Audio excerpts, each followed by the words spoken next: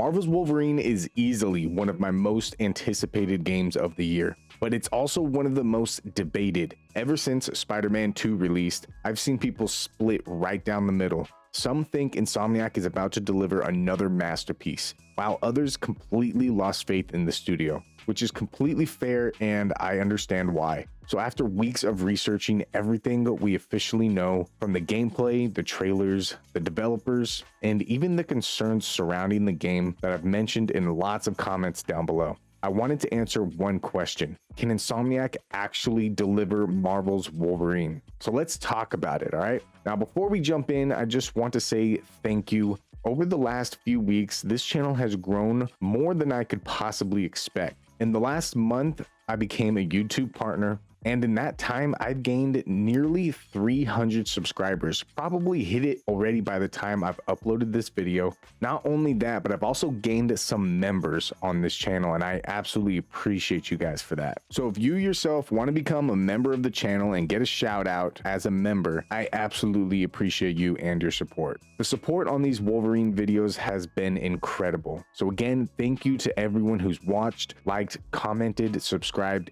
and again, an extra thank you to everyone who's become a channel member. It really does help support the channel, and I'm excited for everything we've got coming over the next couple of months.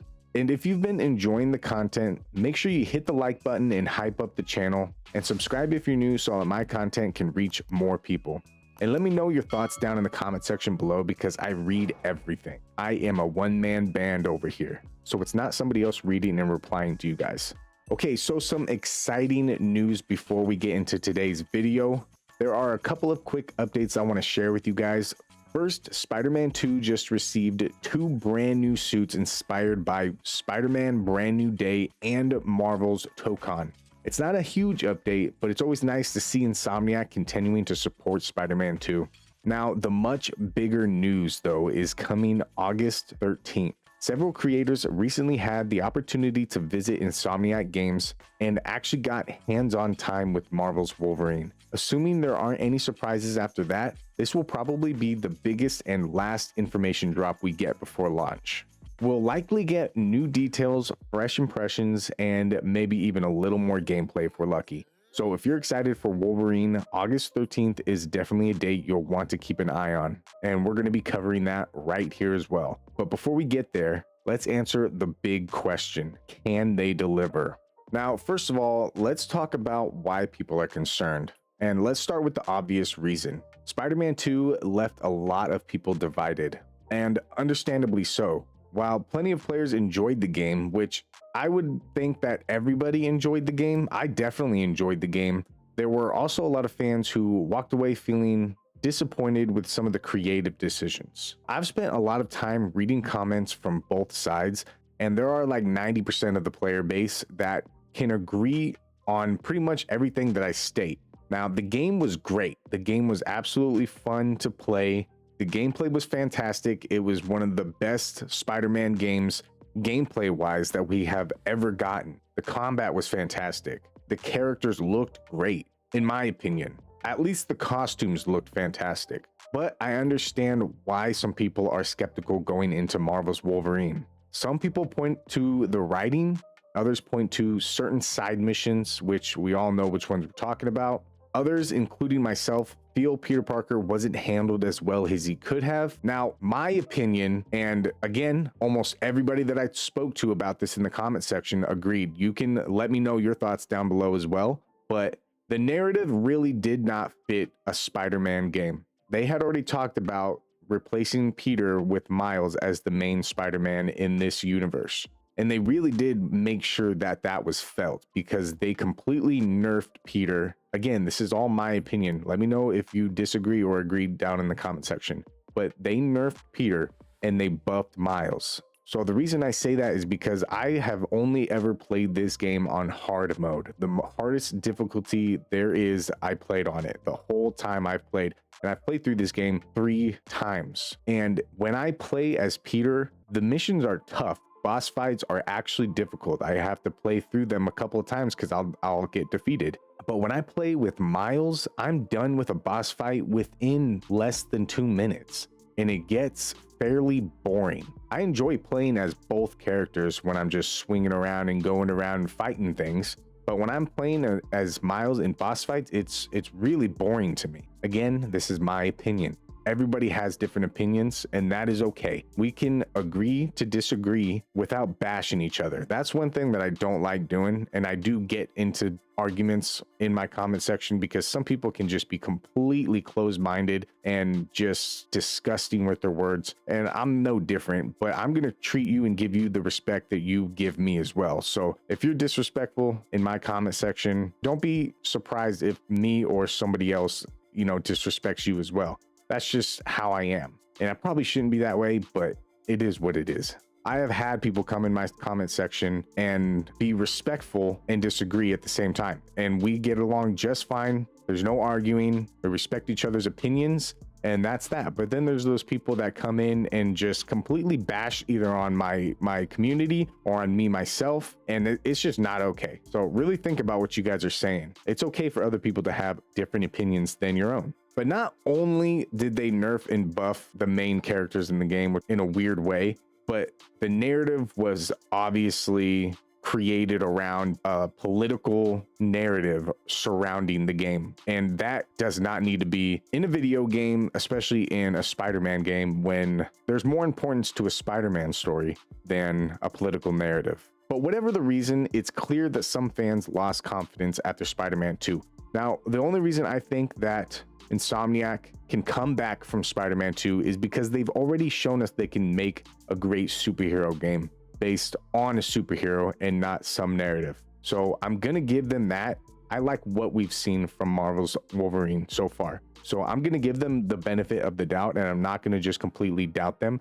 But again, I do understand why people are doubting them. With that being said, we're going to go on to the next topic, and I'm going to tell you guys what I've learned so far. One thing I wanted to do before talking about all of this is actually research it myself. I wanted to understand who was actually responsible for these creative decisions. And the more I looked into it, the more I realized something important. Everybody was pointing fingers at Sweet Baby Inc. Everybody in my comment section is doubting Insomniac because of Sweet Baby Inc. Sweet Baby Inc. was hired by Insomniac to help consult with the game. While outside consultants can absolutely provide feedback, suggestions, and help with dialogue or culture consulting, Insomniac is ultimately the studio making the game. They're the ones writing it, they're the ones directing it, they're the ones approving what makes it into the final product. So everything that we've seen from Spider-Man 2, all the side missions that we did not enjoy, all of the narrative decisions, all of the nerfing, all of the buffing, all of that falls right into Insomniac, not Sweet Baby Inc. For some reason, Sweet Baby Inc. is taking the blunt end of this, when ultimately it is Insomniac that is making these decisions. Sweet Baby Inc. is just helping consulting. That's it. They're providing feedback, like I said, and helping with dialogue and culture consulting. But Insomniac is approving everything. And more than likely, they're the ones who are coming up with these ideas as well themselves. So whether Marvel's Wolverine succeeds or disappoints, the responsibility ultimately falls on Insomniac. Now I'm going to share my full opinion on all of this. I'm not backing Insomniac in any way. I'm not backing Sweet Baby Inc. in any way. When it comes to these political decisions, I do not back that up. Let me get that clear. I did not enjoy the Homecoming proposal. It just felt completely out of place in a Spider-Man game for me. But again, that's just my opinion. I don't think it belonged. Like I said, I played this game through 3 times, and I don't enjoy that stuff that slows down the game. The MJ missions, I don't remember the deaf girl's name, but her mission, like that stuff really throws me off. The bike riding mission, even the flashback mission, that stuff really bored me. Like the flashback scene was cool information and all, but it wasn't necessarily fun. It really slowed things down, and I'm hoping that they improve that in Marvel's Wolverine. Now, again, I'm going to be honest with you guys.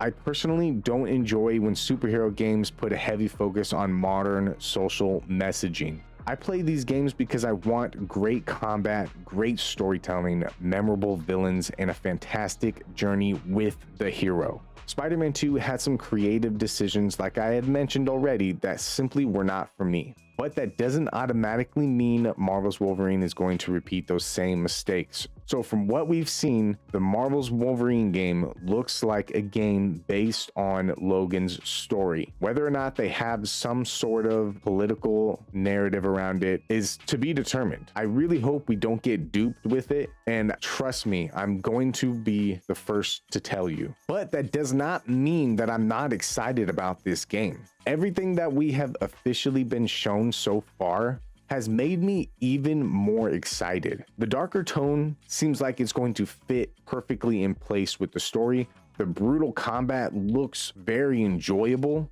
Logan's personality, I know some people might think that he has some soft face, but you got to understand that that is because they used motion capture and they caught the expressions of the actors themselves.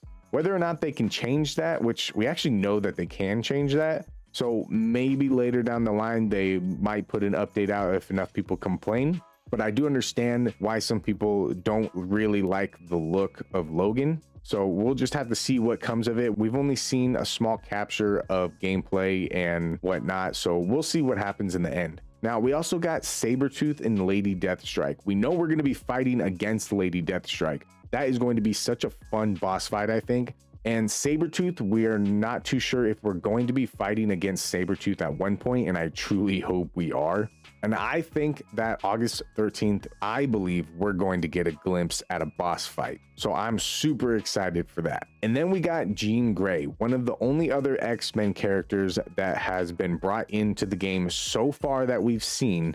And her story narrative is completely different from any comic book, any TV series, or any movie that we've been shown so far. A lot of people are a bit disappointed about this, but honestly, I'm a little excited to see where this ends up. Some people have speculated that this might even be Madeline Porter because Mr. Sinister is in this game, and maybe he's running the whole show, pulling the strings in the background.